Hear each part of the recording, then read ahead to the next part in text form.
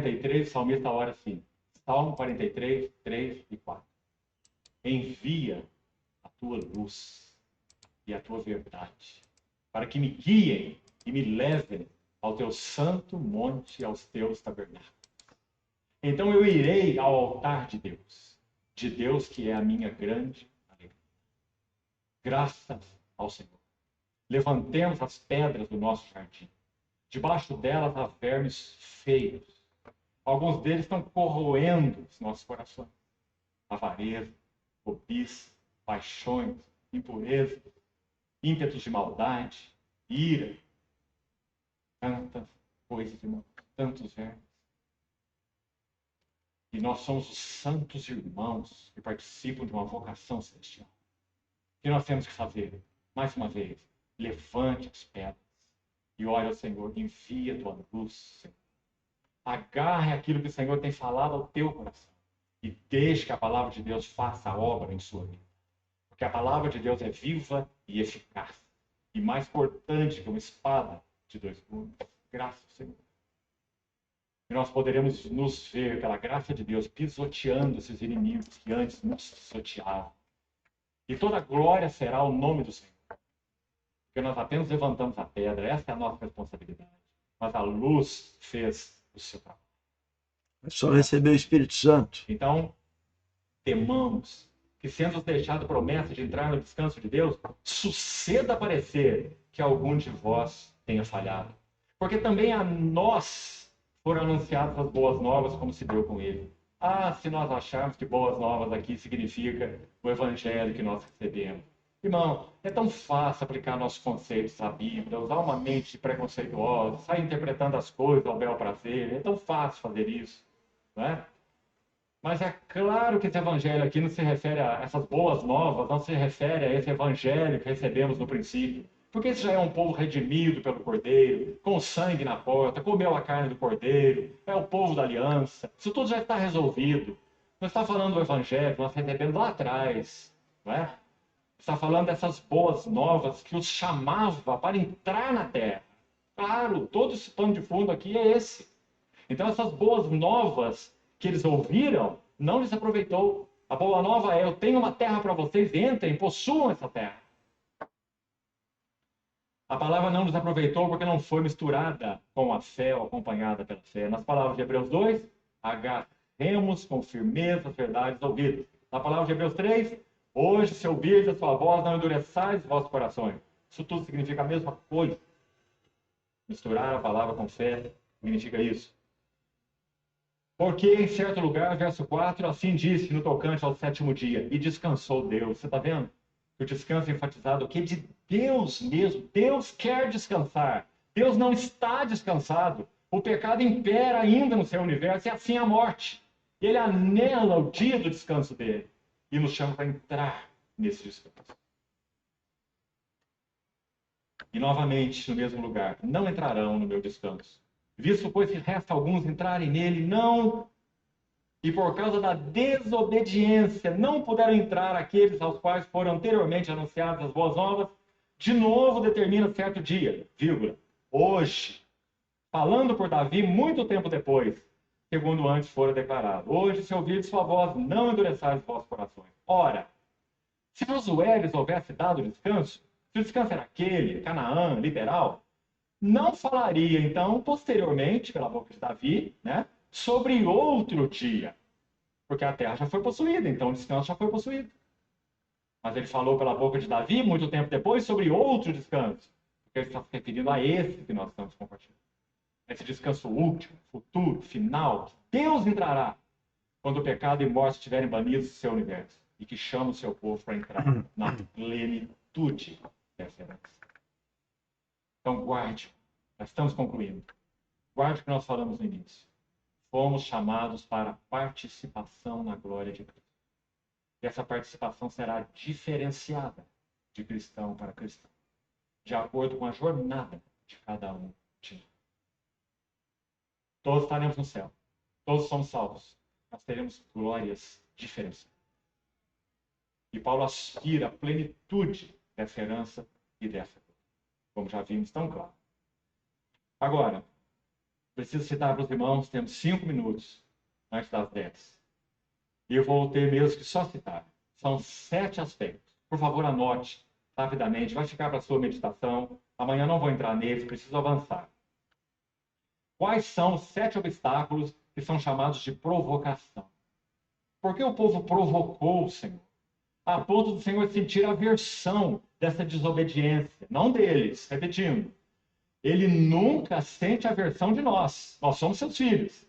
Mas aquela desobediência, aquela incredulidade, aquelas murmurações traziam repugnância ao coração do Senhor. É claro, porque ele estava dando o seu melhor para eles. Ele estava considerando aquilo um repasto. Né? Então, quais são os 7 aspectos da provocação? Vamos lá.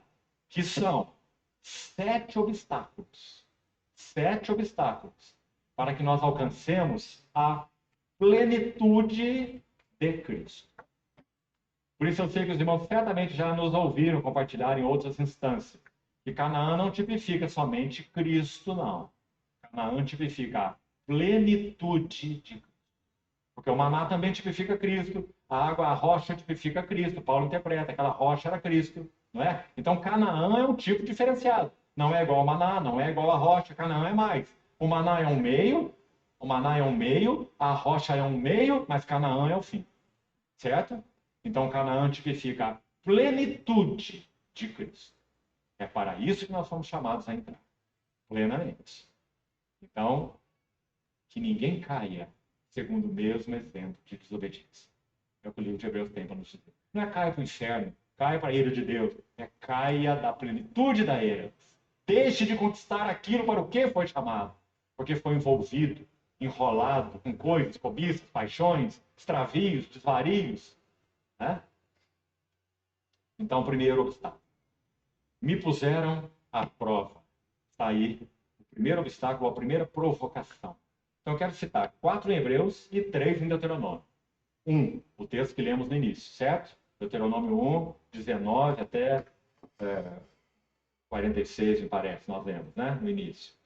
Então, eu quero citar 7 obstáculos para que nós alcancemos essa plenitude da herança. Primeiro, me puseram à prova. Isso provocou o Senhor. Porque eles tentaram o Senhor. Nosso Senhor Jesus foi provado aí também.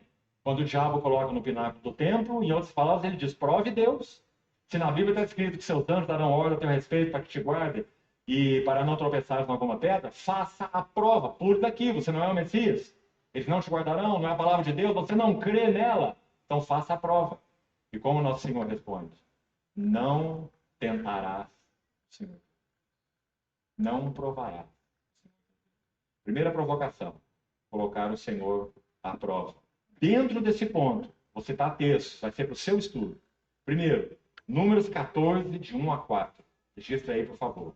Você vai ver que eles afrontaram o Senhor e seus planos. Eles estavam numa hora importante da jornada no deserto.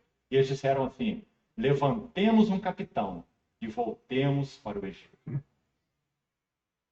Afrontaram os planos e os caminhos do Senhor.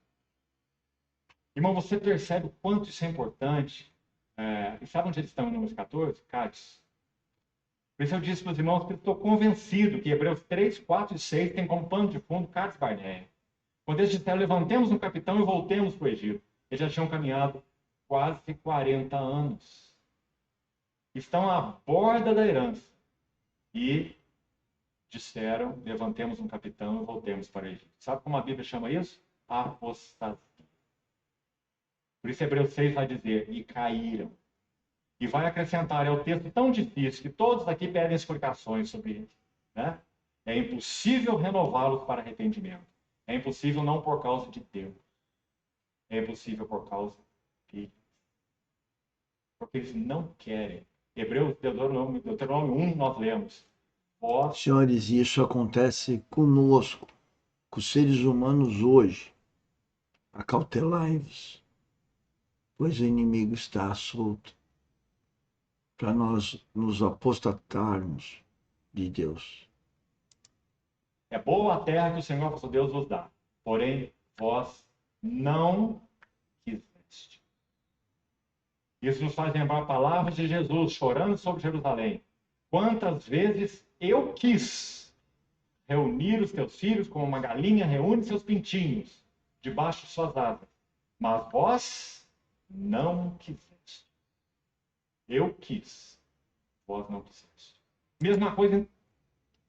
Senhores, vamos continuar sábado que vem, nesse mesmo vídeo, porque ainda tem muita coisa boa aqui e nós não podemos perder de estudá-las. Ok? Eu quero lembrar amanhã, às 10 horas, que nós temos a live da Mesa do Senhor, que é o ponto alto da semana, porque é a Mesa do Senhor, representa a cruz, e a cruz representa a oportunidade da graça, do novo nascimento e da vida eterna para quem ainda não nasceu de novo. E foi um acontecimento universal, espiritualmente falando, e desde a igreja primitiva vem sendo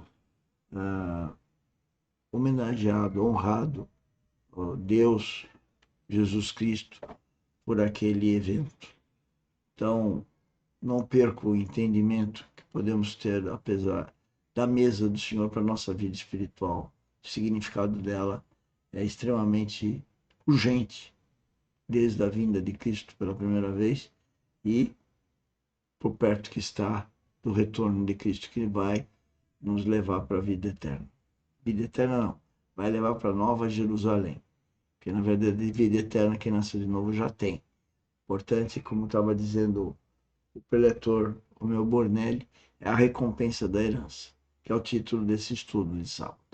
Até então amanhã às 10 horas da manhã com a nossa live, tá bom? Um bom descanso, uma boa noite.